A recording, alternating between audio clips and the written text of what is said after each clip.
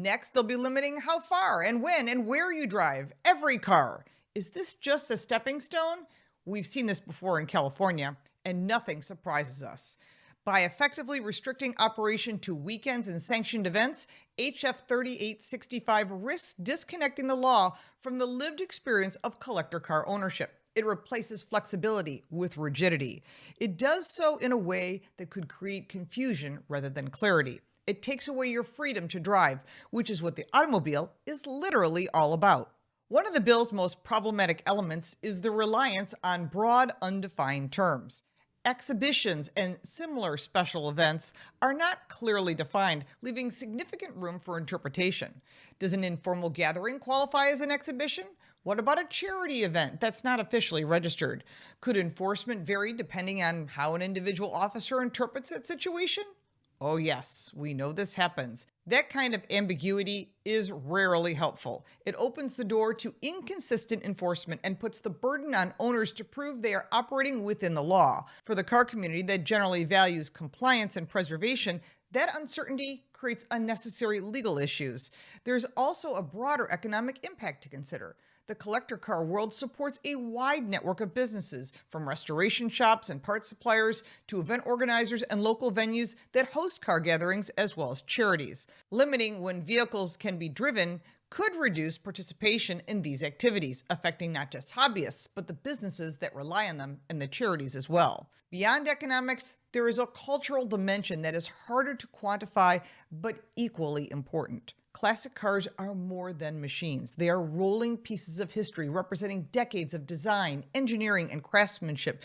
They are pieces of art. They connect generations, bring together enthusiasts who share knowledge, stories, and a passion for preservation. When the access to that culture is restricted, even unintentionally, the impact goes beyond inconvenience.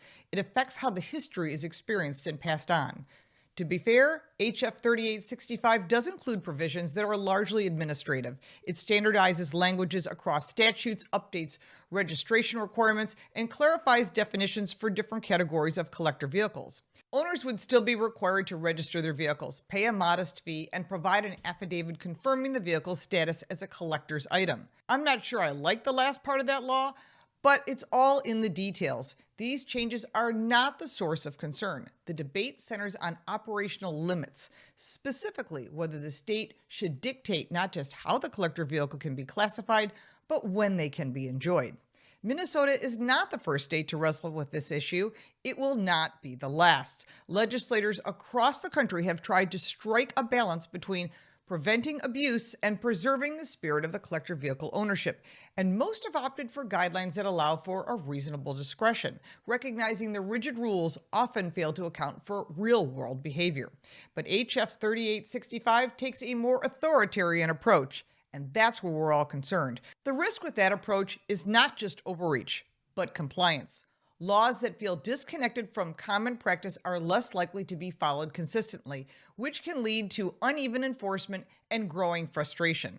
This is not a sustainable outcome for regulators or for the public or for us, the car owners.